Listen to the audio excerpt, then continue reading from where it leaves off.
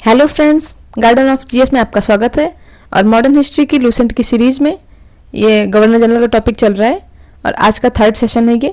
पिछले सेशन में हमने लॉर्ड रिपन तक कंप्लीट किया था और इस सेशन में लॉर्ड रिपन से आगे सारे गवर्नर जनरल को कंप्लीट करने का ट्राई करेंगे। तो सबसे पहले लॉर्ड रिपन 1880 से 1884 तक इनका टाइम पीरियड था। प्रधानमंत्री ग्लैडस्टोन के परामर्श पर रिपन ने समाचार पत्रों की स्वतंत्रता को बहाल करते हुए 1882 में वर्नाकुलर प्रेस एक्ट को समाप्त कर दिया। वर्नाकुलर प्रेस एक्ट को लेकर के कौन आए थे? लॉर्ड लिटन लेकर के आए थे। मैंने बताया था कि लॉर्ड लिटन लेकर के आए थे जो वर्नाकुलर प्रेस एक्ट को उन्होंने प्रतिबंध लगा दिया था, क्योंकि ये था कि उनकी कोई बुराई करेगा। तो उसको किसने समाप्त कर दिया? रिपन ने। रिपन को हम याद करेंगे रिबन से, जैसे रिबन काट करके किसी भी चीज़ का इनॉग्रेशन करते हैं। तो इन्होंने क्या किया, वर्नाकुलर प्रेस एक्ट को जो प्रतिबंध लगा था उसको रिबन काट के समाप्त कर दिया और बोला कि अब सारे समाचार पत्रों को वही सुविधाएं दी जाएंगी जो अंग्रेजी वाले को मिलती हैं। ठीक। इसने सिविल सेवा परीक्षा की अधिकतम आयु सीमा को 19 वर्ष से बढ़ाकर 21 साल कर दिया। सेम लिटन ने इसका उल्टा किया था। लिटन ने क्या किया था? 21 से 19 कर दिया था और रिपन ने फिर से 19 से इसको बढ़ा करके 21 कर दिया। इसने स्थानीय स्वशासन की शुरुआत की। ये भी बहुत इंपॉर्टेंट है इनका, रिपन का। तो इसको भी याद करेंगे कि रिबन काट करके हम किसी चीज़ की शुरुआत करते हैं। तो आजकल देखें कि जब रिबन काटते हैं तो किसको बुलाते हैं? आसपास के जो भी स्थानीय लोग हैं वो सब वहाँ पर आते हैं, प्रेजेंट रहते हैं। तो स्थानीय स्वशासन की शुरुआत कर दी इन्होंने, कैसे? रिबन काट करके। ठीक। 18 मई 1882 को स्थानीय स्वशासन संबंधी एक कानून बनाया गया, जिसके आधार पर विभिन्न प्रांतों में 1883 से 85 के मध्य स्थानीय स्वशासन संबंधी कानून बनाए गए। कुल मिलाकर के एक केंद्रीय कानून कहाँ बनाया गया? 1882 में। ठीक, 18 मई 1882 को। उसके बाद हर राज्य में, मतलब हर प्रांत में अपने अपने कानून बनाए गए 1883 से 85 के बीच में। तो इतना नहीं ध्यान रखना हमें, बस हमें याद रखना है कि 1882 में इन्होंने क्या किया, स्थानीय स्वशासन की शुरुआत की। और इससे पहले जो वर्नाकुलर प्रेस एक्ट का प्रतिबंध हटाया है वो भी कब हटाया है? 1882 में। ठीक। और इनका टाइम पीरियड ही कब था? 1880 से 84 इनका टाइम पीरियड था। उसी के बीच में इन्होंने 82 में दो बहुत इंपॉर्टेंट काम कर दिए। नेक्स्ट पॉइंट है, इसके समय में ही भारत में 1881 में सर्वप्रथम नियमित जनगणना शुरू कराई गई थी। जनगणना की शुरुआत किसके टाइम पे हुई थी? लॉर्ड मेयो के टाइम पे। जो मैंने बताया था, बिल्ली वाली ट्रिक बताई थी कि कैट आई तो ये था कि कैट किसी को काट ना ले, तो इस वजह से इन्होंने जनगणना शुरू कराई कि देख लें एक बार, लोगों की बच्चों की काउंटिंग कर लें कि कहीं कोई छूट तो नहीं गया, किसी को कोई खा तो नहीं गया। तो इसलिए उसने जनगणना शुरू कराई थी, किसने? मेयो ने। और अब इसको जो कंटिन्यू करवाया है वो कंटिन्यू किसने कराया है? 1881 में कंटिन्यू हुई है। और इसके बाद से हर 10 साल में, तभी आप देखेंगे 1991, 2001, 2021, 2011 ऐसे करके एक वाला जो जिसमें लास्ट में एक रहता है वही वाले ईयर में जनगणना हर साल हो रही, क्योंकि ये कंटिन्यूटी बनी हुई है 1881 से। ठीक है। तो जनगणना के संबंध में 2 पॉइंट इंपॉर्टेंट है। सबसे पहले कि 1872 में पहली बार हुई थी, वो कराई थी मेयो ने, और 81 से कंटिन्यू हो गई थी, जिसमें ये प्रावधान था कि हर 10 साल पर अब जनगणना होगी। लेकिन 1881 की जनगणना में एक एक्सेप्शन है, इसमें हैदराबाद और राजपूताने को नहीं जोड़ा गया था। तो जब जनगणना हुई तो राजपूताने के लोगों ने मना कर दिया कि भाई देखो, हम नहीं शामिल हो पाएंगे। क्यों? क्योंकि हम लोग राजे महाराजे लोग हैं और हम नहीं चाहते हैं कि हमारे बच्चों की काउंटिंग हो। ठीक, या हमारे बच्चे काउंटिंग में सबके बराबर खड़े हों। तो एक तो इनकी काउंटिंग नहीं हुई, दूसरी हैदराबाद को याद रखेंगे कि जो दर दर भटकता रहता है उसको कोई कैसे काउंट कर पाएगा कि ये कहाँ के हैं, किस क्षेत्र के। ठीक है। तो 2 क्षेत्र को नहीं शामिल किया गया। ये एक्सेप्शन वाले जरूर ध्यान रखिएगा, क्योंकि ऐसे क्वेश्चन आ जाते हैं, फिर हमें लगता है आया कहाँ से है क्वेश्चन। भारत में पहली बार जनगणना सन 1872 में हुई, परंतु इसमें भारत के संपूर्ण भागों का प्रतिनिधित्व नहीं हुआ। लगभग 20% भाग इसमें छूट गया था। ये है 1872 में। 81 में अगर क्वेश्चन आ जाए कि पूरे भारत में, तो नहीं हुई है, पूरे भारत में, ऑलमोस्ट पूरे भारत में हुई है, बट हैदराबाद और राजपूताने को नहीं जोड़ा गया। एक्सेप्शन तब भी है। ठीक है। रिपन के द्वारा ही 1881 में प्रथम कारखाना अधिनियम लाया गया। और इसमें क्या हुआ, 7 साल से अब आपको लग रहा होगा कि कारखाना अधिनियम आया, अच्छा तो इसका मतलब भारतीयों के फेवर में कुछ बात हो गई। तो भारतीयों के फेवर में नहीं बात हुई, विरोध ज़्यादा हो रहा था, इसलिए इन्होंने कुछ प्रोविजन लाए थे ये। और इनके प्रोविजन था कि 7 वर्ष से कम आयु के बच्चों को काम करने पर प्रतिबंध लगा दिया गया। ठीक है। अब आप सोच रहे होंगे कि बहुत अच्छा काम किया।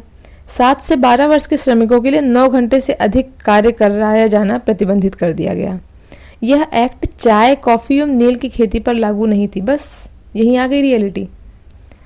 दिखाने के लिए इन्होंने कर दिया 7 साल से कम आयु के बच्चों को काम करने पर प्रतिबंध लगा दिया गया, क्योंकि 1881 आप समझ पा रहे हैं, 1885 में कांग्रेस की स्थापना हो चुकी है, 1857 में हो चुका है विद्रोह। विद्रोह के बाद अंग्रेज बहुत सतर्क हो गए, तो इन्होंने ऐसे ऐसे कानून बनाना शुरू कर दिए जिससे ये लगने रहे कि हम भारतीयों के सामने ये दिखा सकें कि हम आपके फेवर में काम कर रहे हैं, आपका शोषण नहीं कर रहे हैं। इसलिए इन्होंने क्या कि 7 साल से कम आयु के बच्चों को काम पर प्रतिबंध लगा दिया। 7 साल से कम आयु का बच्चा काम ही क्या भी कर पाता है। और 7 से 12 वर्ष के बच्चों के लिए 9 घंटे काम कराया जाना प्रतिबंधित कर दिया। दिखाने के लिए ये सब हो गया, लेकिन सबसे ज़्यादा काम किस में होता था? चाय, कॉफ़ी, नील, इसमें कोई प्रतिबंध नहीं था। ठीक है। नेक्स्ट पॉइंट है, एक सेकेंड, 3 फरवरी 1882 में रिपन के समय में शैक्षिक सुधारों के अंतर्गत विलियम हंटर की अध्यक्षता में एक आयोग का गठन हुआ, जो भारत में प्रथम शिक्षा आयोग था। बहुत इंपॉर्टेंट है, बहुत ही ज़्यादा। पहला शिक्षा आयोग है और ये कब बना है? हंटर के समय। इससे पहले शिक्षा से संबंधित एक बना था वुड डिस्पैच था। ठीक है, वुड डिस्पैच बना था 1854 में, और ये थे इस टाइम पे लॉर्ड डलहौजी थे, जो था कि वुड से डाल काट करके वुड का की डंडी लाई जाती है, किससे? डाल काट करके, और 4-5 डंडे मारे जाते हैं बच्चों को। फिर हंटर, ये एक मेरा शॉर्ट्स अपलोड है शिक्षा संबंधित आयोग का, आप उसमें देखिएगा, वो आपको उसमें सारी ट्रिक याद हो जाएंगी। तो उसमें मैंने ईयर भी याद करा रखा है। ठीक है, तो कुछ चीज़ें आप वहाँ से देख लीजिए, तो यहाँ पे टाइम थोड़ा बच जाएगा। तो ये पहला शिक्षा आयोग था, इसमें व्यावसायिक शिक्षा पर बल दिया गया था। क्या क्या हो गया? 1881 में 2 चीज़ें हुई। क्या बताएं आप लोग? एक तो जनगणना, और क्या हुआ? दूसरा भी बताएं। ठीक है, दूसरा बताएंगे आप। 1882 में क्या क्या हुआ? स्थानीय स्वशासन, और क्या आया? शैक्षिक सुधार आ गए, जिसमें विलियम हंटर की अध्यक्षता में एक हंटर कमीशन बनाया गया। ठीक है, और कारखाना अधिनियम आया। ठीक, 2 फरवरी 1883 को यूरोपियों के विरुद्ध भारतीय न्यायाधीशों द्वारा मुकदमे की सुनवाई के लिए इल्बर्ट बिल, बहुत इंपॉर्टेंट है इल्बर्ट बिल, लेकिन यूरोपवासियों के प्रबल विरोध के कारण इसे वापस लेना पड़ा। अंग्रेजों द्वारा इस विधेयक के विरोध में किए गए विद्रोह को श्वेत विद्रोह, क्योंकि ये विद्रोह अंग्रेजों ने किया था।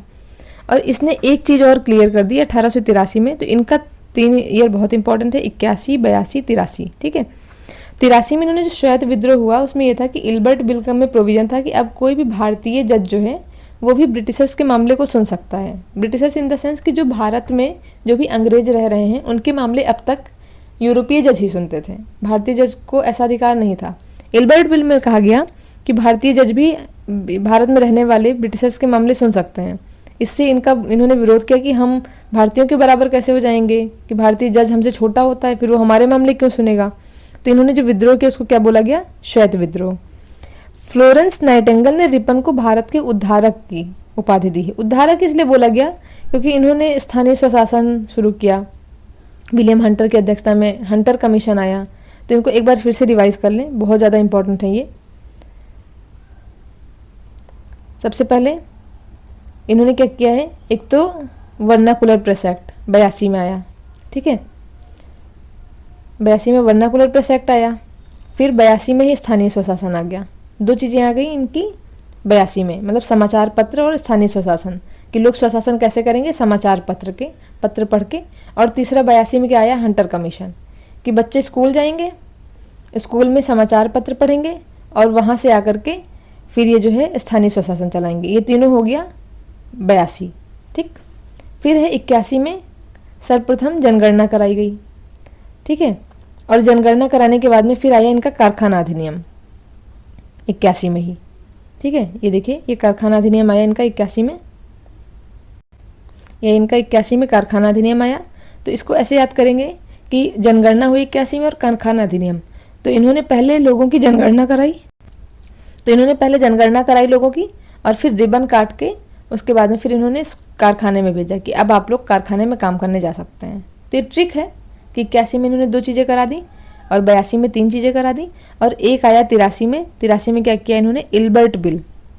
ठीक है, जब समाचार पत्र वगैरह की बात आ गई तो भारतीय हंटर कमीशन आया तो लोग पढ़ने लिखने लगे, और पढ़ने लिखने लगे तो लोग जज बनने लगे, और जब जज बने तो फिर क्या आया, इल्बर्ट बिल आया, क्योंकि ये भी था कि यूरोपियों के मामले भारतीय नहीं सुनेंगे।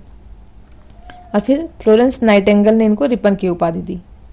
ठीक है, तो ये ऐसे याद कर सकते हैं कि रिपन को उद्धारक बोला कि जब कोई रिबन काटता है तो वो क्या करता है, किसी चीज़ की शुरुआत करता है, और शुरुआत का मतलब वो उद्धार करता है उसका। तो नाइटिंगेल ने बोला कि उसने उद्धार कर दिया है। ठीक है, लॉर्ड डफरिन, इनके समय में तृतीय आंग्ल बर्मा युद्ध, अभी देख रहे हैं अभी तक युद्ध भी चल रहे हैं इनके। कब, 1857 का युद्ध हो चुका, उसके बाद भी अभी युद्ध चल रहे हैं। तृतीय आंग्ल बर्मा युद्ध 1885 से 88, और इनका कार्यकाल कब था डफरिन का, 84 से 88, 4 साल के लिए थे लॉर्ड डफरिन। और इसी बीच में क्या क्या हो गया, इनका भी टाइम पीरियड इंपॉर्टेंट क्यों है, कांग्रेस की स्थापना हो गई 85 में, और इन्होंने क्या किया, आंग्ल बर्मा युद्ध किया और बर्मा को अंतिम रूप से भारतीय राज्य में मिला लिया। ठीक है, इसी समय बंगाल टेनेंसी एक्ट, डफरिन को याद करेंगे डफर, और मतलब जब युद्ध हो चुका है, इतना कुछ हो चुका है, तो डफर लोग को बातें समझ में नहीं आती हैं आसानी से, तो इस वजह से फिर इन्होंने अब भी बर्मा से युद्ध कर रहे हैं और बंगाल में टेनेंसी एक्ट लेकर के आए। ये डफर लोग क्या करते हैं, लोगों को टेंशन देते रहते हैं, तो tenancy act, Awadh tenancy act, Awadh के लोगों को टेंशन दिया और पंजाब के लोगों को टेंशन दिया। बंगाल के लोगों को तो टेंशन दिया ही, क्योंकि बंगाल बड़ा प्रांत था। अवध इनके लिए बहुत ज़्यादा महत्वाकांक्षी प्रांत था, तो इसको टेंशन दिया। बाकी पंजाब जो है सिखों का था, जो लोग मस्तमौला रहते थे, उनको भी टेंशन दे दी। इसकी सबसे महत्वपूर्ण उपलब्धि 28 दिसंबर 1885 को कांग्रेस की स्थापना, और ये बम्बई में एवो ह्यूम के नेतृत्व में स्थापना हुई थी। भारतीय राष्ट्रीय कांग्रेस मतलब बम्बई में हुई एवो ह्यूम के नेतृत्व में, तो होम में बम गिरा, मतलब कांग्रेस की स्थापना बहुत बड़ी चीज़ थी, तो अंग्रेजों के होम में बम गिर गया। मतलब इनका जो घर था अंग्रेजों का, जहाँ रह रहे थे, उनमें ऐसा लगा, इतना सदमा सा छा गया, जैसे लगा वहाँ पे बम गिर गया। लॉर्ड लैंसडाउन, भारत और अफगानिस्तान के मध्य सीमा रेखा का निर्धारण इन्हीं ने किया था। किसने, लैंसडाउन ने। देखिए लेंस होता है, लेंस से हम किसी चीज़ को जूम करके देखते हैं और डाउन करते हैं, मतलब और उसके पास ला करके देखते हैं। तो अगर सीमा रेखा बनाया इन्होंने, तो सीमा रेखा को क्या किया, बहुत पास में लेंस ला करके जूम करके देखा। तो लेंस डाउन मतलब लेंस को और डाउन करके फिर जूम करके देखा कि सीमा कहीं गड़बड़ तो नहीं हो गई है। और ये किसके बीच में, भारत अफगानिस्तान के बीच में, ये आप ज्योग्राफी में पढ़ते होंगे। और डूरंड रेखा, तो लेंस से क्या कर रहे थे, सीमा रेखा को ढूंढ रहे थे, तो डूरंड। ठीक है, और ये टाइम पीरियड ध्यान रखेंगे, ये बाद में आज़ादी के समय नहीं हुआ है 1947 में, ये कब हुआ है 88 से 94 के बीच में। इसमें ईयर नहीं दिया है, लेकिन ये इस ड्यूरेशन में हुआ है, मतलब ये बहुत पहले हो गया, 1900 से भी पहले हो गया। 1891 में दूसरा कारखाना अधिनियम आया। पहला कब आया, बताएं।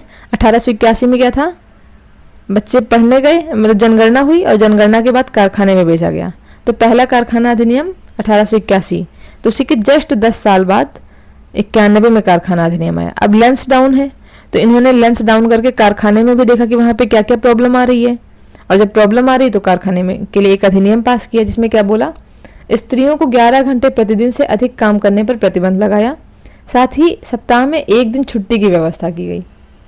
ये आप लोग सोचेंगे कि बहुत अच्छा काम कर दिया इन्होंने, अच्छा नहीं है, ये दिखाने के लिए है, क्योंकि स्त्रियां काम ही कितनी कर रही थी, मेन काम तो पुरुष कर रहे थे। इन्होंने पुरुष की बात की, कहीं नहीं की, स्त्रियों की बात की है, क्योंकि उनका प्रतिनिधित्व ही कम था।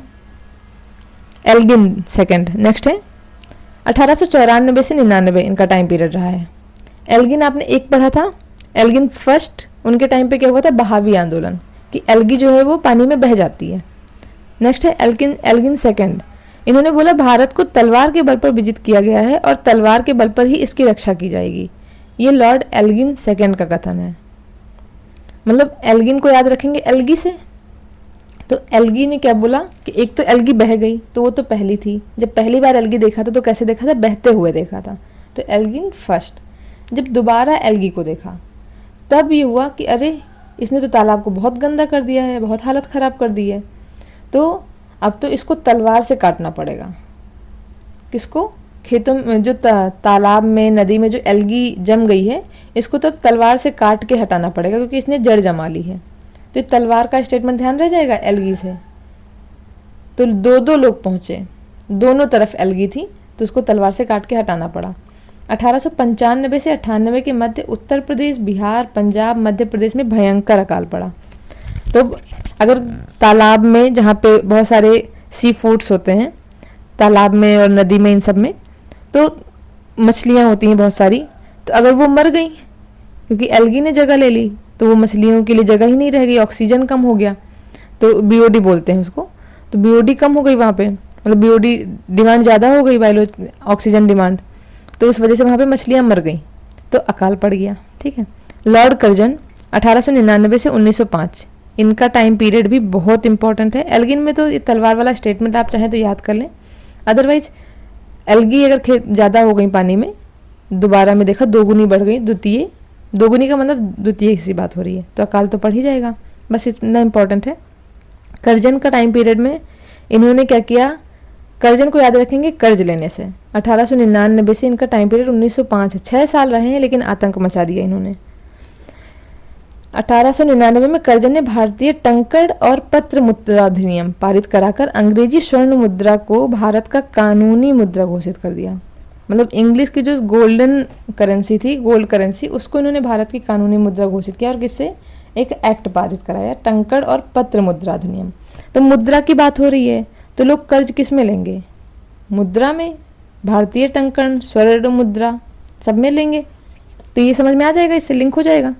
शासन की कार्यक्षमता के आधार पर लॉर्ड कर्जन ने रिपन द्वारा स्थापित स्थानीय स्वशासन की प्रणाली पर आघात किया और कलकत्ता में कॉर्पोरेशन अधिनियम बनाया। सबसे पहला जो बना था कॉर्पोरेशन नगर निगम, वो बना था 1688 में, और ये बना था मद्रास में। ठीक है। और ये बात हो रही है कलकत्ता में, कॉर्पोरेशन अधिनियम, कॉर्पोरेशन अधिनियम, कॉर्पोरेशन नहीं, कॉर्पोरेशन अधिनियम बना कलकत्ता में। तो ये याद रखेंगे हम। 1899 में जब आए तभी इन्होंने तुरंत ही कर्ज लिया, और कर्ज लेकर के कलकत्ता में लोगों से कॉर्पोरेट, मतलब कॉर्पोरेशन के लिए मदद मांगी। ठीक है। बोला कि आप लोग मुझे कॉर्पोरेट करिए, तो उससे कॉर्पोरेट करिए, तो अधिनियम आ गया।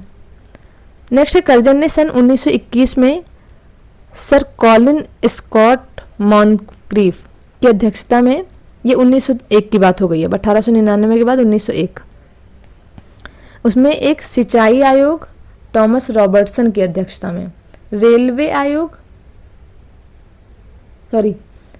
कॉलिन स्कॉट मॉनक्रीफ की अध्यक्षता में सिंचाई, रेलवे है टॉमस रॉबर्टसन। 1902 में सर एंड्रयू फ्रेजर की अध्यक्षता में पुलिस, और सर टॉमस रैले की अध्यक्षता में विश्वविद्यालय आयोग। देखिए ये बहुत इंपॉर्टेंट है, एक बार याद हो गया आपको तो ये हमेशा के लिए याद रह जाएगा, इसलिए इसको थोड़ा सीरियसली याद कीजिएगा, ध्यान दीजिए इस पर।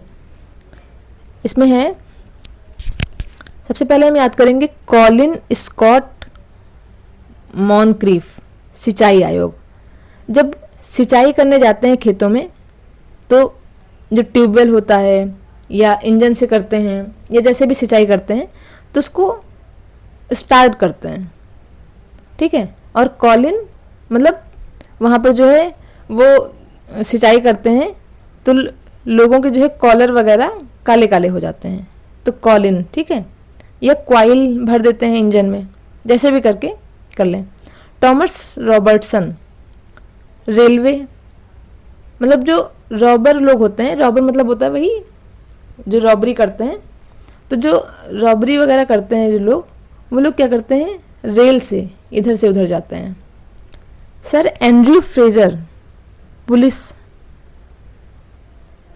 वाले जो हैं वो एंड तक, एंड्रयू मतलब एंड तक, फ्रेजर फ्राई करके पिटाई करते हैं। सर टॉमस रैले विश्वविद्यालय, जब विश्वविद्यालय के जो बच्चे होते हैं वो रैली निकालते हैं किसी चीज़ के विरोध में, जुलूस निकालते, रैली निकालते हैं। याद रह जाएगा? अगर नहीं याद रहा आप 2-3 बार रिवाइज करिएगा, नहीं याद रह जाए आप बताइएगा, फिर से बनाएंगे कोई ट्रिक। 1904 में भारतीय विश्वविद्यालय अधिनियम पास किया गया। 4 में क्या हुआ? विश्वविद्यालय अधिनियम। 3 विश्वविद्यालय अभी तक बन चुके थे लेकिन कोई अधिनियम नहीं आया था।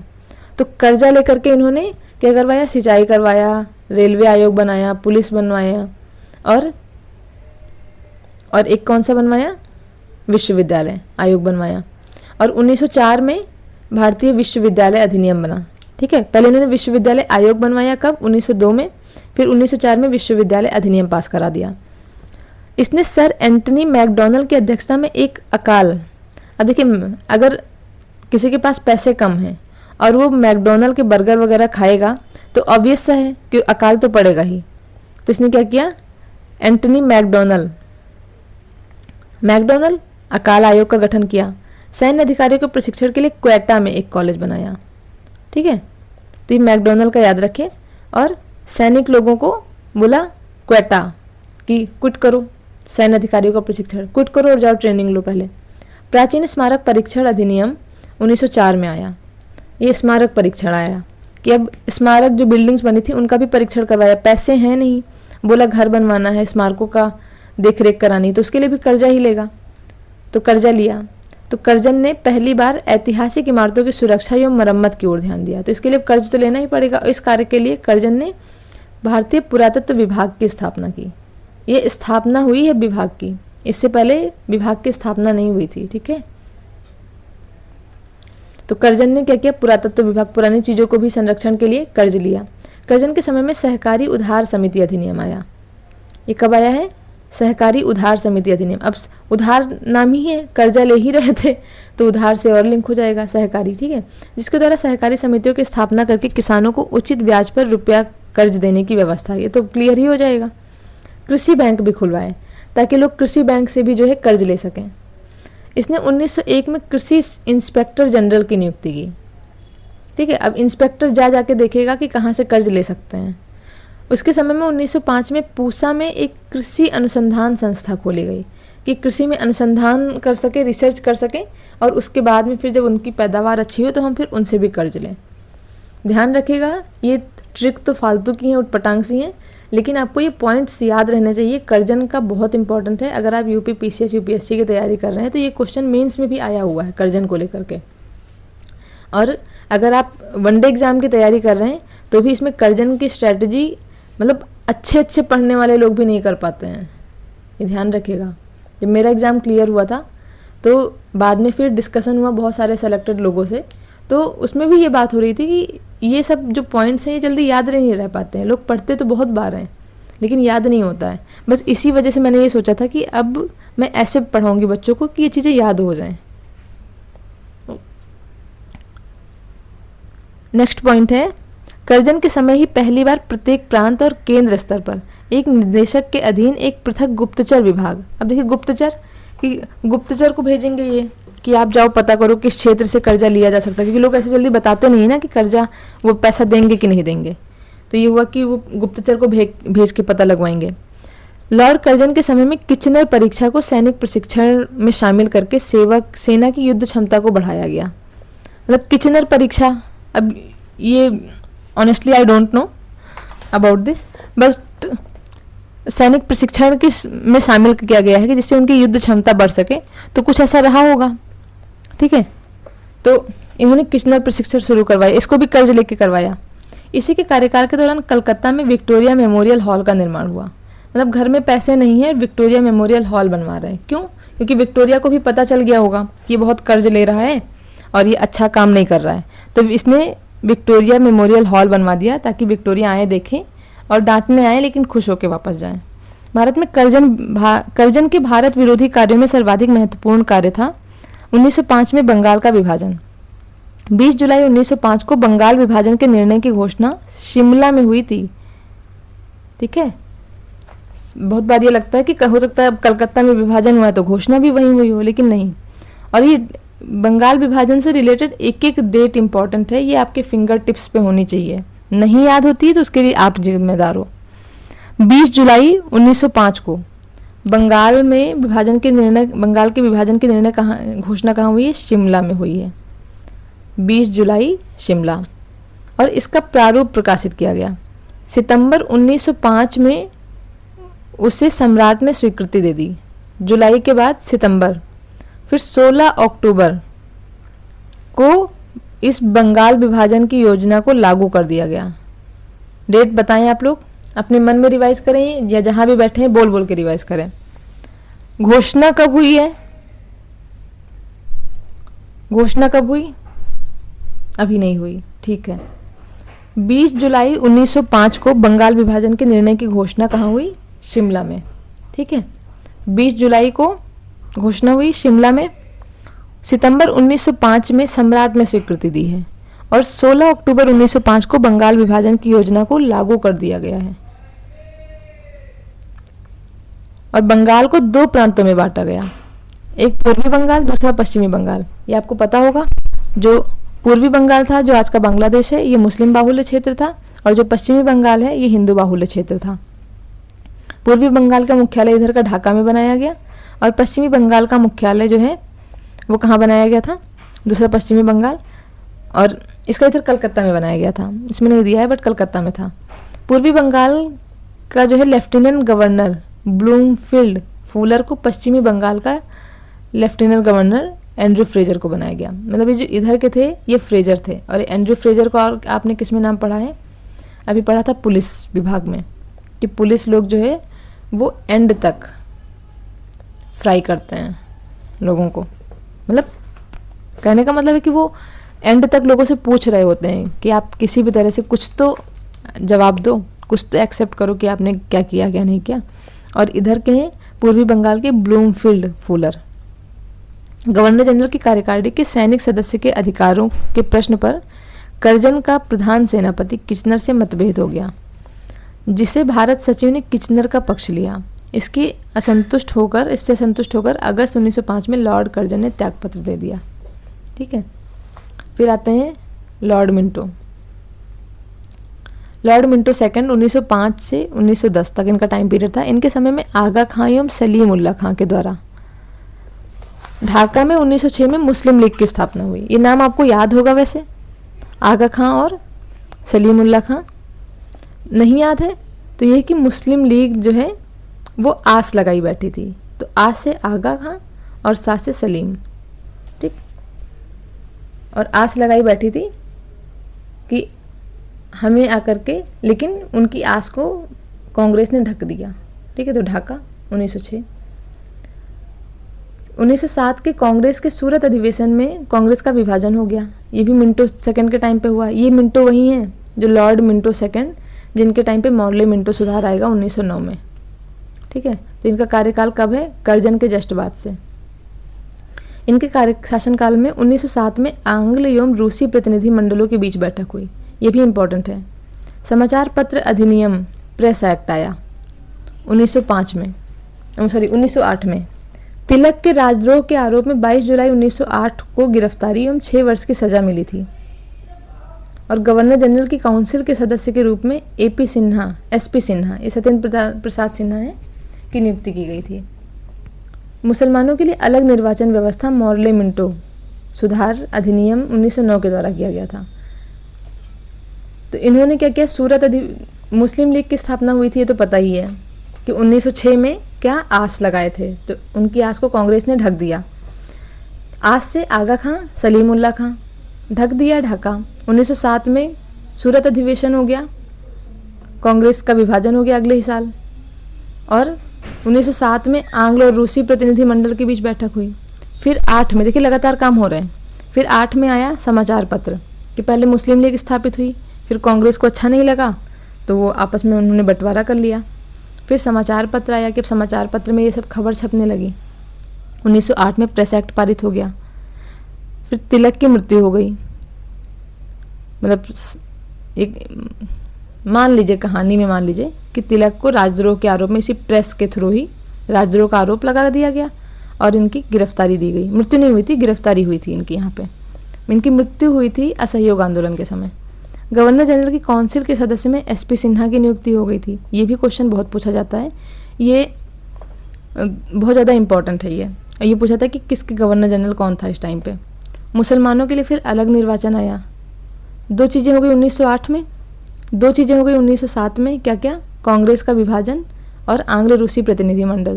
1908 में समाचार पत्र आया और तिलक को राजद्रोह का आरोप लगा दिया गया समाचार पत्र के थ्रू। फिर 1909 में अधिनियम आया पृथक निर्वाचन का, जिसमें यह कहा गया था कि मुस्लिम जो वोटर्स रहेंगे, जो मुस्लिम कैंडिडेट रहेंगे जो इलेक्शन में लड़ेंगे, वो उनको सिर्फ मुस्लिम वोटर ही वोट देंगे। तो इसको बोला गया पृथक निर्वाचन, मतलब मुस्लिमों के लिए निर्वाचन की एक अलग सी व्यवस्था कर दी गई। नेक्स्ट है हार्डिंग द्वितीय। 1910 से 1916 इनका टाइम पीरियड है। इनके समय में ब्रिटेन के राजा जॉर्ज पंचम भारत आए।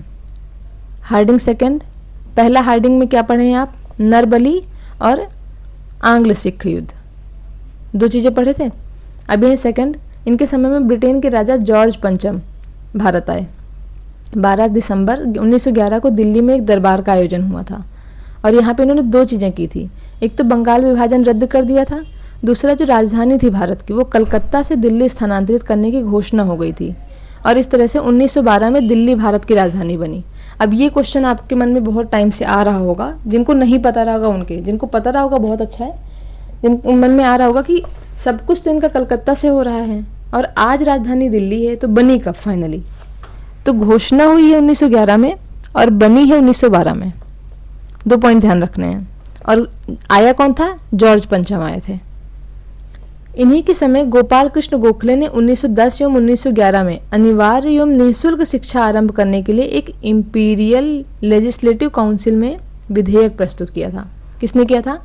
गोपाल कृष्ण गोखले जी ने किया था। और इनको क्या बोलते हैं? गांधी जी के गुरु थे, राजनीतिक गुरु गोपाल कृष्ण गोखले। 1910-11 में किया था। 23 दिसंबर 1912 को लॉर्ड हार्डिंग पर दिल्ली में बम फेंका गया। ठीक है, इसके लिए अनुशीलन समिति उत्तरदायी थी। ये अनुशीलन समिति के बारे में आगे आप पढ़ेंगे, इसलिए यहाँ पर नहीं बता रही हूँ मैं। और हार्डिंग जो है इसमें मरे नहीं थे। हार्डिंग बमकांड दिल्ली षड्यंत्र के रूप में प्रसिद्ध है, क्योंकि दिल्ली में ही फेंका गया था, तो इसीलिए इसको दिल्ली षड्यंत्र केस भी बोलते हैं। इसमें 13 व्यक्तियों को अभियुक्त बनाया गया था, मतलब 13 पर आरोप लगे थे, जिसमें मास्टर अमीरचंद, दीनानाथ, भाई बाल मुकुंद, बलराज महिला, बसंत कुमार एवं अवध बिहारी को गिरफ्तार किया गया। 4 लोगों को फांसी हो गई थी, 2 को 7 वर्ष की सजा मिल गई थी। दीनानाथ सरकारी गवाह बन गया था। कौन दीनानाथ? यही वाला। इसमें मुख्य भूमिका निभाने वाले रास बिहारी बोस थे, जो जापान भाग गए और बाद में इन्होंने बहुत बड़े बड़े काम किए। ठीक है, तो रास बिहारी बोस ये क्या थे? लॉर्ड हार्डिंग पर बम फेंकने वालों में मुख्य भूमिका निभाए थे। इसी के समय 28 जुलाई 1914 को प्रथम विश्व युद्ध प्रारंभ हो गया था। ठीक है, 1914 का इनका जब कार्यकाल है तो विश्व युद्ध भी इसी समय हो गया। इसी के शासनकाल में फिरोज शाह मेहता ने बॉम्बे क्रॉनिकल एवं गणेश शंकर विद्यार्थी ने प्रताप का प्रकाशन किया। ये किसकी बात हो रही है? लॉर्ड हार्डिंग की बात हो रही है, क्योंकि हार्डिंग पर ही बम फेंका गया है। और इनका टाइम पीरियड है 1910 से 1916। 1910 से 1916 इनका टाइम पीरियड है। 1914 में युद्ध शुरू हो चुका है। तो लॉर्ड हार्डिंग से याद रखेंगे कि इनके काल में फिरोज शाह मेहता ने बॉम्बे क्रॉनिकल, कैसे याद रहेगा ये? कि जो बहुत लोगों को जो बहुत हर्ट करते हैं वो रोज रोज, फिरोज को रोज रोज, मेहता से याद रखें तारक मेहता, कि रोज रोज तारक मेहता देखते हैं और बॉम्बे क्रॉनिकल। और तारक मेहता में कहाँ की स्टोरी दिखाई गई है? बॉम्बे की। तो बॉम्बे क्रॉनिकल कि बोलते हैं कि बॉम्बे से थोड़ा निकलो बाहर। ठीक है, और गणेश शंकर विद्यार्थी प्रताप का प्रकाशन किया इन्होंने। तो जो गणेश भगवान की जो पूजा करते हैं, कि गणेश की भी पूजा करें, गणेश भगवान की और शंकर भगवान की भी, और वो हैं क्या? विद्यार्थी भी हैं। तो मतलब पढ़ना भी है, पूजा भी करना है। तो वो क्या होते हैं? बहुत प्रतापी होते हैं, मतलब बहुत त्याग तप से काम करते हैं। तो प्रताप। 1916 में लॉर्ड हार्डिंग का बनारस हिंदू विश्वविद्यालय का कुलाधिपति नियुक्त किया गया था। किसको? लॉर्ड हार्डिंग को। इनका टाइम पीरियड 16 तक था। तो 16 में इनको BHU का कुलाधिपति, क्योंकि इनका हार्ट बहुत अच्छा था, इसलिए ये हुआ कि आप जो है बनारस हिंदू यूनिवर्सिटी में आइए।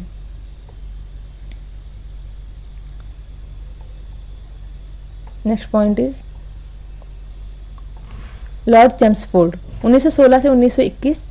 कांग्रेस के अधिवेशन 1916 में कांग्रेस का एकीकरण हुआ और मुस्लिम लीग के साथ समझौता हो गया। किसका? लॉर्ड चेम्सफोर्ड का। 1916 का अधिवेशन बहुत फेमस है। इसमें अंबिका चरण मजूमदार जो हैं वो उन्होंने अध्यक्षता की थी। इसमें दो बहुत बड़ी चीज़ें हुई थी। एक तो नरमगढ़ और दरमदल का जो 1907 में विभाजन हो गया था, किसके? लॉर्ड मिंटो के टाइम पे। वो विभाजन दोबारा से आपस में दोनों मिल गए और वो किसके टाइम पे हो गया? लॉर्ड चेम्सफोर्ड के टाइम पे। आप ऐसे याद रखें कि एक मॉन्टेग्यू चेम्सफोर्ड केस फेमस है अधिनियम और दूसरा मॉर्ले मिंटो। तो मिंटो में विभाजन हो गया और चेम्सफोर्ड में जो है एकीकरण हो गया।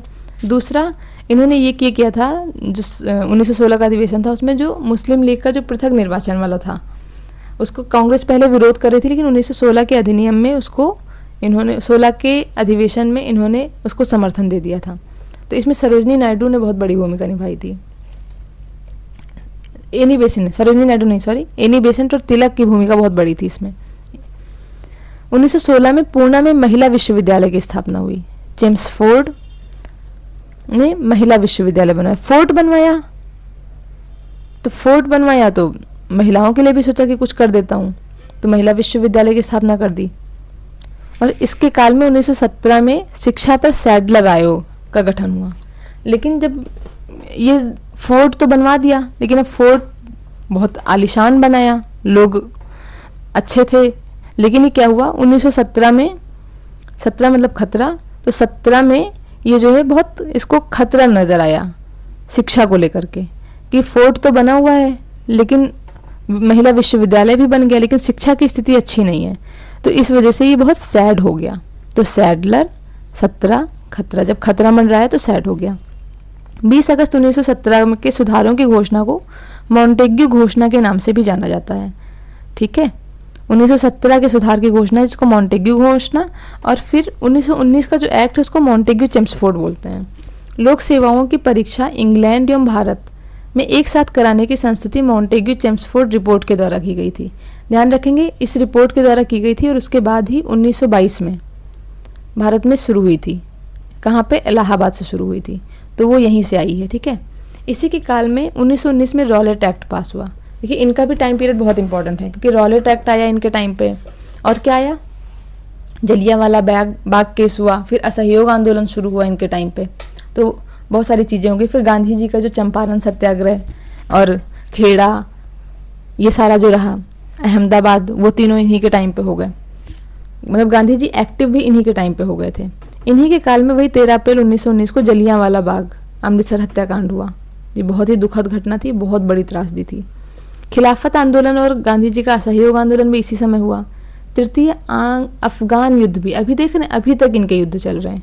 एक हुआ म्यांमार का, अभी जो हुआ तृतीय म्यांमार युद्ध, जिसमें म्यांमार का पूरा अधिग्रहण कर लिया गया, आंग्ल बर्मा, और अब हो रहा है तृतीय अफगान युद्ध। ये किसके टाइम पे हो रहा है? चेम्सफोर्ड के टाइम पे। अक्टूबर 1920 में मानवेंद्र नाथ रॉय, जिसको एम.एन. रॉय भी बोलते हैं, इन्होंने भारतीय कम्युनिस्ट पार्टी का गठन कर दिया था।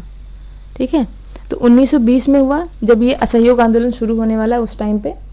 और इसको याद करेंगे, फोर्ट बनाया तो अफगानी लोगों को बहुत गुस्सा आया। ठीक है, तो तृतीय अफगान युद्ध हो गया।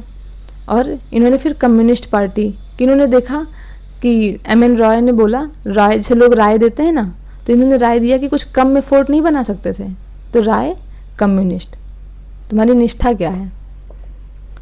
और ये पार्टी कहाँ? ताशकंद समूह का गठन किया था। लॉर्ड रीडिंग को आप रीडिंग से याद कर सकते हैं। 1821 में मोपला विद्रोह इनके टाइम पे हुआ था। इनके काल में प्रिंस ऑफ वेल्स ने नवंबर 1921 में भारत की यात्रा की। किसने? Prince of Wales, Moplah. इस दिन पूरे भारत में हड़ताल का आयोजन किया गया था। जिस दिन इन्होंने प्रिंस ऑफ वेल्स ने यहाँ पे यात्रा की है, उस दिन ये वेल्स जगह की बात हो रही है कि वेल्स के जो प्रिंस है वो भारत आए थे। और वो किस लिए आए थे? सोचे थे कि कुछ रीड करता हूँ, जाकर के इंडिया को रीड करता हूँ। और 5 फरवरी 1922 को घटी चौरी चौरा कांड, अक्टूबर के गोरखपुर जिले के बाद, वही इसके कांड के बाद गांधी जी ने असहयोग आंदोलन वापस ले लिया। देखिए शुरू किसके टाइम पे हुआ, चेम्सफोर्ड के टाइम पे, वापस किसके टाइम पे लिया, लॉर्ड रीडिंग के टाइम पे। तो जब असहयोग आंदोलन वापस लिया तो अंग्रेजों ने इसके बारे में चीज़ों को रीड किया कि ऐसा क्या हो गया जो गांधी ने वापस ले लिया आंदोलन को। भारत में 1922 से इलाहाबाद में सिविल सेवा परीक्षा की शुरुआत हुई, ये पढ़ चुके हैं आप पहले ही। और ये किसके टाइम पे हुई है, लॉर्ड रीडिंग के टाइम पे। अब देखिए रीडिंग से याद कर लेंगे कि लोगों, अब इंडिया के लोग भी रीडिंग करना शुरू कर दिए थे, इसलिए सिविल सर्विसेज का एग्ज़ाम अब भारत में भी कराया जाना पड़ा। और ये हुआ किससे था, मॉन्टेग्यू घोषणा में इसका प्रोविज़न था। और लागू कब हुआ है, शुरुआत कब हुई है, रीडिंग के टाइम पे। विश्व भारती विश्वविद्यालय की स्थापना 1921 में रविन्द्रनाथ टैगोर ने पश्चिम बंगाल के शांति निकेतन में की, जो 1922 में कार्य करना प्रारंभ किया। मतलब जब इलाहाबाद के में सिविल सेवा शुरू हुई, सिविल सेवा परीक्षा, वहाँ से लोग एग्ज़ाम दे के आए, फिर उन्होंने आकर के इसमें काम करना शुरू कर दिया। कब से, 1922 से। तभी जो है स्थापना तो कर दी थी विश्व भारती विश्वविद्यालय की रविन्द्रनाथ टैगोर ने। ये ट्रिक मैं बता रही हूँ, ऐसा है नहीं, ये मैं बता रही हूँ कि 1921 में इन्होंने शुरू कर दिया। लेकिन जैसे रीडिंग जब आए तभी रीडिंग करने के लिए इन्होंने विश्वविद्यालय रविन्द्रनाथ ने बना दिया कि चलो कोई रीड करने वाला आया है तो विश्वविद्यालय में रीड करेगा।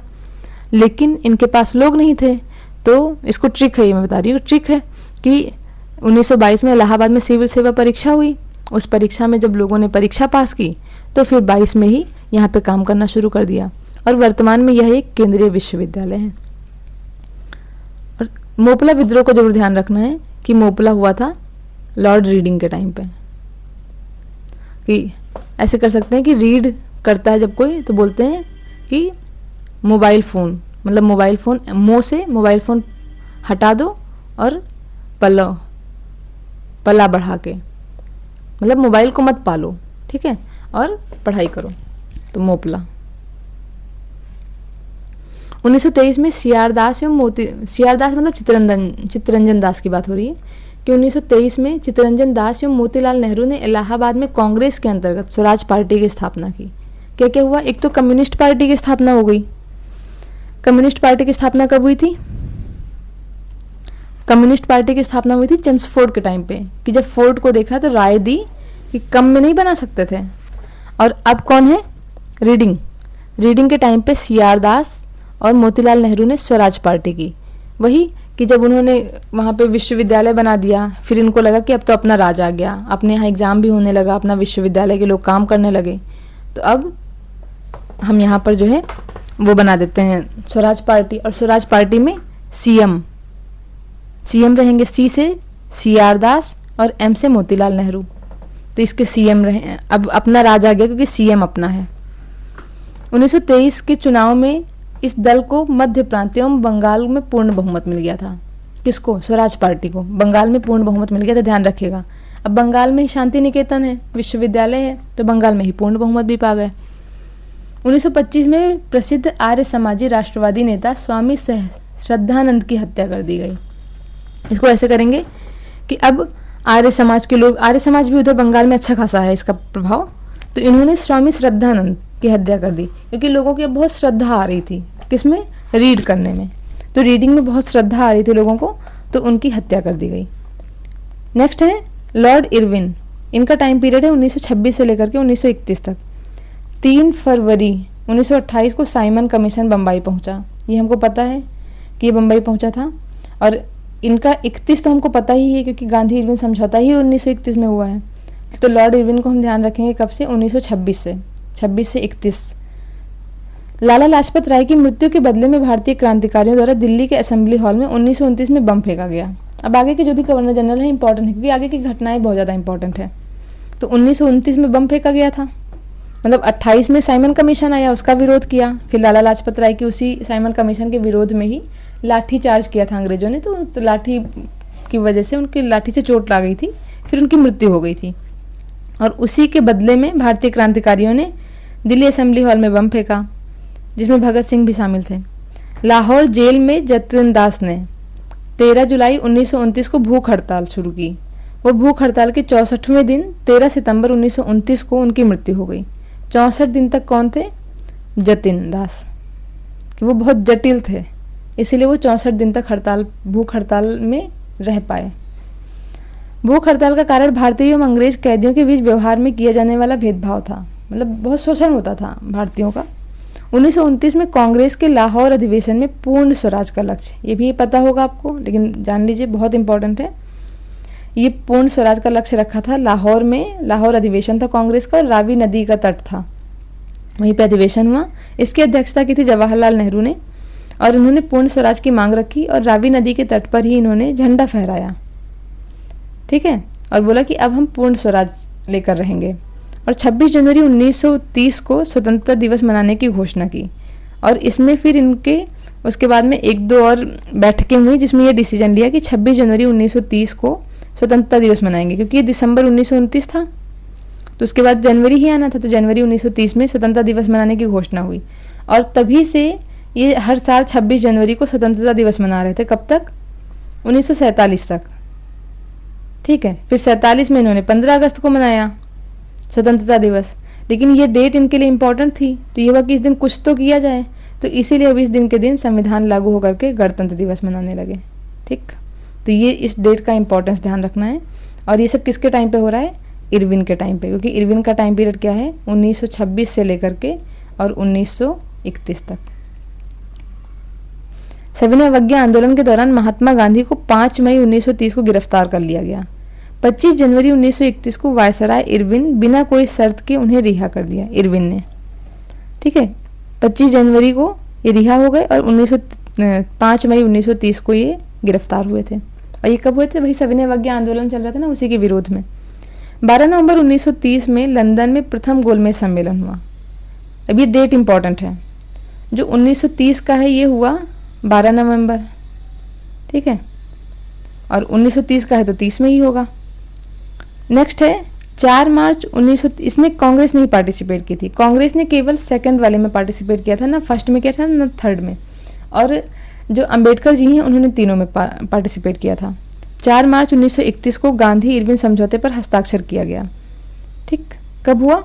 4 मार्च। ये 12 नवंबर 1930 को पहला गोलमेज सम्मेलन हुआ जिसमें कांग्रेस ने शामिल होने से मना कर दिया। फिर गांधी इरविन समझौता हुआ 4 मार्च 1931 को, अभी इरविन है, ठीक है। फिर इसमें समझौते के बाद गांधी जी जो है वो वहाँ पर पार्टिसिपेट किए। इन्होंने सविनय अवज्ञा आंदोलन को ख़त्म नहीं किया, अभी रोक दिया है, स्थगित किया है, समाप्त नहीं।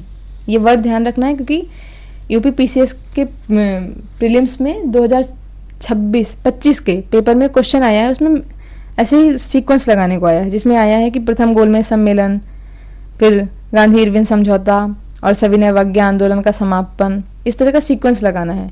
तो उसमें बहुत से बच्चों ने जो है सविनय अवज्ञा आंदोलन का समापन इसी टाइम को मान लिया है, और उस वजह से उनके क्वेश्चन गलत हो गए हैं। तो ये समापन नहीं है, स्थगन है। तो ध्यान रखना है, 12 मार्च 1930 के बाद 4 मार्च 1931 को गांधी इरविन समझौता हुआ, सविनय अवज्ञा आंदोलन स्थगित हो गया। फिर है वायसराय भवन, वर्तमान में राष्ट्रपति भवन में रहने वाले सबसे पहले व्यक्ति कौन थे? Lord Irwin. ध्यान रहेगा कि इरविन, अब तो विन हो गया, मतलब क्यों? क्योंकि अब वायसराय भवन में रहेंगे। इस भवन के निर्माण में 17 वर्ष लगे थे और 1931 में इसका उद्घाटन हुआ। He is lucky, he was lucky. इस भवन में का वास्तुकार सर एडविन लुटियंस और हर्बर्ट बेकर था, ठीक है। लुटियंस का ध्यान रखना है, क्योंकि राष्ट्रपति भवन को लेकर के नाम पूछा जाता है। तो राष्ट्रपति भवन है तो उसको लोगों की जो है, लोग उसको लुटियंस मतलब लूटपाट करने के लिए उस पर ध्यान रखते हैं कि लूट ना जाए कहीं। तो लुटियंस और बेकर, और बेकार की कोशिश करते हैं लूटपाट की, क्योंकि इतनी सिक्योरिटी कि उसको कोई लूटपाट नहीं सकता है। नेक्स्ट पॉइंट है, एक सेकंड, लॉर्ड वेलिंगटन।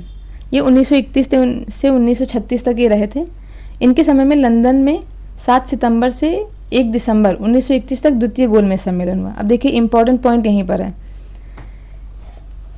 1931 में ही वेलिंगटन भी है और 1931 में ही इरविन भी थे, ठीक है। इरविन ने गांधी इरविन समझौता किया है, लेकिन जो द्वितीय गोलमेज सम्मेलन है 1931 का, इसमें गवर्नर वेलिंगटन है। ये ध्यान रखना, मोस्ट इंपॉर्टेंट पॉइंट है। ये क्वेश्चन कई बार पूछा गया है कि द्वितीय गोलमेज सम्मेलन के समय गवर्नर जनरल कौन थे, तो वो कौन थे? वायसराय कौन थे? इरविन थे? नहीं थे, वेलिंगटन थे, क्योंकि इरविन जो है चले गए थे 7 सितंबर से 1 दिसंबर तक ये हुआ। और इस सम्मेलन में कांग्रेस ने भी भाग लिया। कांग्रेस का प्रतिनिधित्व गांधी जी ने किया। दूसरे गोलमेज सम्मेलन की असफलता के बाद 3 जनवरी 1932 को दोबारा सविनय अवज्ञा आंदोलन शुरू कर दिया, क्योंकि 1931 में जब उन्होंने 5 मार्च 1931 को समझौता किया था तो स्थगित किया था, और वहाँ से आए, क्योंकि स्थगित इसलिए किया ही था कि अगर बात नहीं बनी तो आके फिर से आंदोलन करेंगे, और सच में वही हुआ, बात नहीं बनी तो आकर के उन्होंने फिर से आंदोलन किया और फिर से शुरू कर दिया। 16 अगस्त 1932 में रैमजे मैकडोनल्ड ने विवादास्पद सांप्रदायिक पंचायत की घोषणा की। अब आ गया 32, ठीक है। इसके अनुसार दलितों को हिंदुओं से अलग मानकर उन्हें अलग प्रतिनिधित्व देने को कहा गया। जैसे अभी तक मुस्लिमों के लिए पृथक निर्वाचन चल रहा था, 1919 के एक्ट में और भी बढ़ाया गया था, और इस बार क्या किया उन्होंने, दलित वर्गों के लिए भी अलग कर दिया। पहले में मुस्लिमों के लिए था, दूसरे में सिख, ईसाई, इन सब के लिए किया गया था, और इसमें दलित वर्गों के लिए कर रहे हैं, इसमें प्रावधान था। इससे गांधी जी बहुत दुखी हुए कि ऐसे तो पूरा भारतीय समाज जो है वो बहुत खंडित हो जाएगा, और इससे हटाने के लिए आमरण उपवास आरंभ कर दिया गांधी जी ने। ये कब की बात हो रही है, 1932 की। अंत में एक समझौता, जिसे प्रायः पूना समझौता कहते हैं, किया गया, जिसमें दलित वर्गों के लिए साधारण वर्गों में सीट का आरक्षण कर दिया गया, मतलब पृथक निर्वाचन की बजाय आरक्षण की व्यवस्था कर दी। और ये पूना समझौता की डेट बहुत इंपॉर्टेंट है, 24 सितंबर 1932, और ये गांधी जी और अंबेडकर के बीच में हुआ था। 17 नवंबर से 24 दिसंबर 1932 अभी एक और अधिवेशन बाकी है। तो क्या सीक्वेंस रहा है, सबसे पहले सविनय अवज्ञा आंदोलन शुरू हुआ, पहले दांडी मार्च शुरू हुआ, फिर सविनय अवज्ञा आंदोलन, फिर प्रथम गोलमेज सम्मेलन हुआ 1930 का, फिर गांधी इरविन समझौता हुआ, फिर सेकंड गोलमेज सम्मेलन हुआ जिसमें गांधी जी गए, फिर वहाँ से आकर के सविनय अवज्ञा आंदोलन फिर से शुरू किया, और फिर पूना समझौता हो गया, और पूना समझौता के बाद में 17 नवंबर से 24 दिसंबर 1932 तक तीसरा गोलमेज सम्मेलन हुआ है। कांग्रेस ने इसमें भाग नहीं लिया, और बिहार में भयंकर भूकंप आया। फिर भारत शासन अधिनियम 1935 पास हुआ। ये किसके टाइम पे चल रहा है, गवर्नर जनरल कौन है, वेलिंगटन। इस अधिनियम ने द्वैत शासन को समाप्त करके प्रांतीय स्वायत्तता की शुरुआत की। द्वैत शासन चल रहा था प्रांतों में 1919 के एक्ट में। ये जब एक्ट आप अलग से पढ़ेंगे तो उसमें क्लियर हो जाएगा। लॉर्ड वेलिंगटन ने कांग्रेस के बम्बई अधिवेशन 1915 में हिस्सा लिया था। वेलिंगटन ने ये कांग्रेस का अधिवेशन, वेलिंगटन तो अभी गवर्नर जनरल हैं, लेकिन बम्बई अधिवेशन जब 1915 में हुआ था, 1916 को जो लखनऊ में हुआ था उससे जस्ट पहले वाला, उसमें हिस्सा लिया था, और इसकी अध्यक्षता सर सत्येंद्र प्रसन्न सिन्हा ने की थी, एसपी सिन्हा ने, मुंबई अधिवेशन, जिसमें वेलिंगटन भी गए थे। ठीक है, तो अब नेक्स्ट है लॉर्ड लिनलिथगो, और इसके बाद एक और गवर्नर जनरल बचेंगे, लॉर्ड लिनलिथगो के बाद में लॉर्ड वेवेल हैं, और फिर माउंटबेटन लास्ट में आते हैं। तो इतना है, इसको भी कवर कर लेते हैं अभी। इसके समय में 1936 में, मतलब इनका जो टाइम पीरियड था लॉर्ड लिनलिथगो का, ये 1936 से लेकर के 1943 तक था। इनके समय में पहली बार चुनाव हुआ, ध्यान रखना, पहली बार चुनाव। ठीक, 11 में से 8 प्रांत में कांग्रेस जीत गई थी, मतलब कांग्रेस ने अपनी सरकार बना ली थी। कहाँ कहाँ पे, बॉम्बे, मद्रास, बिहार, संयुक्त प्रांत, मध्य प्रांत, उड़ीसा, उत्तर पश्चिम सीमा प्रांत और असम में इसने अपनी सरकार बना ली। किसमें, 8 में। बच्चे जो हैं उनको देख लेते हैं बस। प्रथम 6 प्रांतों में कांग्रेस को स्पष्ट बहुमत मिला, उड़ीसा तक में। उत्तर पश्चिम सीमा प्रांत और असम में स्पष्ट बहुमत नहीं मिला था।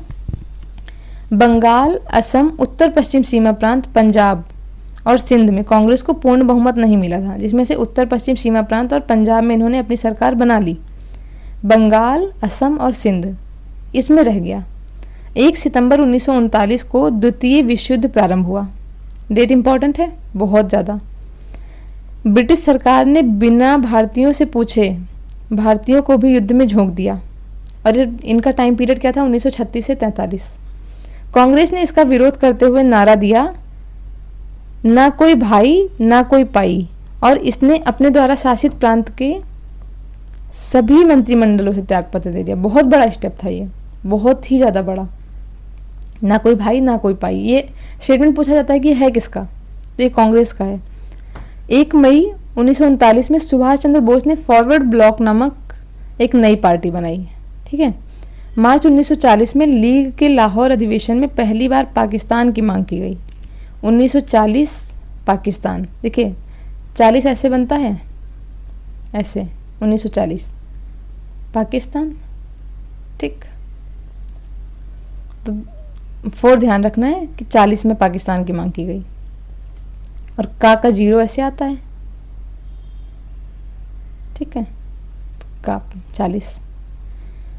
इस प्रस्ताव का प्रारूप सिकंदर हयात खां ने बनाया था और फजलुल हक ने प्रस्तुत किया था। खलीकुज्जमा खां ने उनका समर्थन किया था। कब मांगा? लाहौर अधिवेशन में पहली बार पाकिस्तान, और लाहौर अधिवेशन में ही रावी नदी के तट पर झंडा फहरा करके स्वराज की मांग की थी। 8 अगस्त 1940 को अगस्त प्रस्ताव अंग्रेजों के द्वारा लाया गया। सीक्वेंस ध्यान रखना, ये इतने कम गैप वाले हैं ये इवेंट्स कि इनके सीक्वेंस मिलाने को पूछता है। फॉरवर्ड ब्लॉक की स्थापना हुई, उससे पहले मंत्रिमंडल से त्यागपत्र दे दिया, उससे पहले द्वितीय विश्व युद्ध शुरू हो गया, 1 सितंबर को द्वितीय विश्व युद्ध शुरू हो गया, फिर इन्होंने मंत्रिमंडल का त्यागपत्र दे दिया, और फिर सुभाष चंद्र बोस ने जो है फॉरवर्ड ब्लॉक बना दिया। मार्च 1942 में क्रिप्स मिशन भारत आया। कांग्रेस और मुस्लिम लीग दोनों ने क्रिप्स प्रस्तावों को अस्वीकार कर दिया। ठीक है, मार्च 1942 क्रिप्स मिशन। पंडित जवाहरलाल नेहरू एवं मौलाना आज़ाद क्रिप्स मिशन के साथ कांग्रेस के आधिकारिक वार्ताकार थे। कौन कौन? जवाहरलाल नेहरू और मौलाना आज़ाद, दोनों लोग इनके वार्ताकार थे। फिर 9 अगस्त 1942 को कांग्रेस ने भारत छोड़ो आंदोलन प्रारंभ कर दिया। ठीक है, 8 अगस्त को प्रस्ताव पारित किया, 9 अगस्त को इन्होंने आंदोलन प्रारंभ कर दिया। भारत छोड़ो आंदोलन को अगस्त क्रांति के नाम से भी जाना जाता है।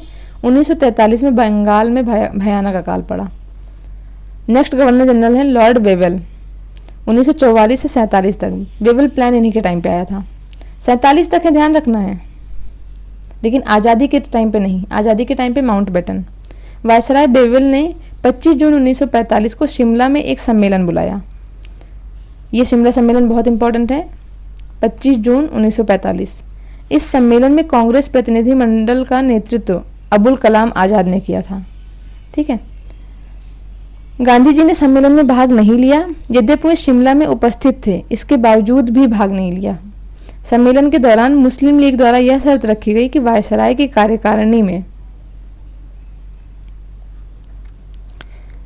कार्यकारिणी परिषद में नियुक्त होने वाले सभी मुस्लिम सदस्यों का चयन वह स्वयं करेगी। फिर वही अड़ियल रुख आ गया इनका मुस्लिम लीग का, कि जितने भी मुस्लिम सदस्य का चयन होगा उनको वो मुस्लिम लीग करेगी। अब ऐसा थोड़ा ना, कांग्रेस में भी तो मुस्लिम्स थे, तो अगर सबका मुस्लिम लीग ही कर देगी तो फिर इनका क्या होगा। मुस्लिम लीग का यह अड़ियल रुख 14 जुलाई तक बना रहा। अतः वेवेल 14 जुलाई 1945 को सम्मेलन की विफलता की घोषणा कर दी उन्होंने। काम खत्म। 1945 में क्लीमेंट एटली की अध्यक्षता में लेबर पार्टी की सरकार द्वारा की गई प्रथम कार्यवाही के अंतर्गत भारत में आम चुनाव करवाना था। कि ये कब इनकी बनी थी लेबर पार्टी, कब? 1945 में, और इन्होंने बोला कि भारत में चुनाव होने चाहिए। दिसंबर 1945 में घोषित चुनाव परिणामों में दिसंबर 1945 में रिजल्ट भी आ गया। केंद्रीय विधानसभा तथा प्रांतीय विधानमंडलों में कांग्रेस को अच्छा खासा बहुमत मिल गया, पर्याप्त बहुमत। केंद्रीय विधानसभा में कांग्रेस को निर्वाचन क्षेत्रों में 91% मत मिले, बहुत बड़ी चीज थी। मुस्लिम लीग ने सभी मुस्लिम सीटें जीत ली, ये भी इनकी बड़ी जीत थी, सभी मुस्लिम सीटें जीत ली। प्रांतीय विधानमंडल में कांग्रेस को बम्बई, संयुक्त प्रांत बिहार, उड़ीसा और मध्य प्रांत में पूर्ण बहुमत मिला, वही पिछली बार वाला ही लगभग। मुस्लिम लीग को बंगाल तथा सिंध में बहुमत मिला। पंजाब में कांग्रेस, अकालियों और यूनियनिस्ट पार्टी की साझा सरकार बनी। पंजाब में ध्यान रखना है, अकाली दल आज का है ना, तो कांग्रेस, अकाली और यूनियनिस्ट पार्टी, इन 3 की साझा सरकार बनी थी। और बंगाल और सिंध में कौन बना? मुस्लिम लीग, क्योंकि इसमें मुस्लिम बहुल क्षेत्र था। कैबिनेट मिशन 1946 में भारत आया, ये डेट पता होगी आपको। इस मिशन के सदस्य थे स्टेफर्ड क्रिप्स, पैथिक लॉरेंस और अलेक्जेंडर। देखिए, जो कैबिन होता है, केबिन जो रहते हैं उसमें लोग अलग से रहते हैं केबिन में, और उसमें क्या करते हैं, लोग अंदर बैठ करके चिप्स खा रहे होते हैं केबिन में, तो चिप्स क्रिप्स से हो जाएगा। और पैथिक लॉरेंस, और कुछ लोग उसमें जो है पोथी पढ़ रहे होते हैं, तो अलग से बैठ करके चिप्स खा रहे होते हैं और पोथी पढ़ रहे होते हैं, तो पैथिक लॉरेंस हो गया। और ये क्वेश्चन पूछा जाता है कि इसमें से कौन जो है वो वाणिज्य ग्रुप से थे, बिजनेसमैन थे। तो ये थे क्रिप्स, क्योंकि क्रिप्स को आप चिप्स याद रखें, और चिप्स क्या है, चिप्स का बिजनेस होता है, तो बिजनेस ग्रुप से हो गए। 20 फरवरी 1947 में प्रधानमंत्री लॉर्ड क्लीमेंट एटली लेबर पार्टी के थे, ने हाउस ऑफ कॉमन में यह घोषणा कर दी कि जून 1948 तक प्रभुसत्ता भारतीयों के हाथों में दे देंगे। ये कब घोषणा की है इन्होंने? 20 फरवरी 1947 को ऐसा बोला था कि जून 1948 में घोषणा, मतलब भारतीयों को आज़ाद कर देंगे और उनकी प्रभुसत्ता सौंप देंगे। लेकिन भारत में बहुत दंगे शुरू हो गए, तो फिर इन्होंने पहले ही घोषणा कर दी, मतलब उस डेट से पहले। तो इन्होंने फिर फरवरी में घोषणा की है, 20 फरवरी को 1947 को, और लॉर्ड माउंटबेटन मार्च 1947 से जून 1948 तक थे। सत्ता हस्तांतरण के लिए 24 मार्च 1947 को भारत का गवर्नर जनरल माउंटबेटन बनाया गया। ये डेट इंपॉर्टेंट है क्योंकि पहली है डेट जो गवर्नर जनरल के आने की डेट है। 3 जून 1947 को माउंटबेटन योजना घोषित हुई, इसमें भारत का विभाजन भी शामिल था। 4 जुलाई 1947 को ब्रिटिश 3 जून फिर 4 जुलाई ब्रिटिश संसद में एटली द्वारा भारतीय स्वतंत्रता विधेयक प्रस्तुत किया गया, जिससे 18 जुलाई को स्वीकृति मिली। तो वो कब पारित हुआ है? 18 जुलाई 1947 को भारतीय स्वतंत्रता अधिनियम पारित हुआ। इसके अनुसार भारत और पाकिस्तान 2 स्वतंत्र राष्ट्रों की घोषणा हुई। 15 अगस्त 1947 को भारत स्वतंत्र हो गया। स्वतंत्र भारत का प्रथम गवर्नर जनरल कौन था? Lord Mountbatten. और स्वतंत्र भारत के प्रथम एवं अंतिम भारतीय गवर्नर जनरल कौन थे? सी राजगोपालाचारी, या जिनको चक्रवर्ती राजगोपालाचारी कहते हैं। तो इस तरह से सारे गवर्नर जनरल कंप्लीट हो गए हैं। और आप अगर यकीन मानिए 3-4 बार आप इसको रिवाइज कर लिए तो ये आपकी फिंगर टिप्स पे आ जाएगा। मैं मानती हूँ कि बहुत फैक्ट है, इसीलिए मैंने इसको ट्रिक से भी याद कराने की कोशिश की है। लेकिन आप इसका ट्रिक का भी फ़ायदा तभी मिलेगा जब आप बार बार खुद इसको रिवाइज करेंगे। ठीक है, तो आगे पढ़ते रहिए। Thank you so much.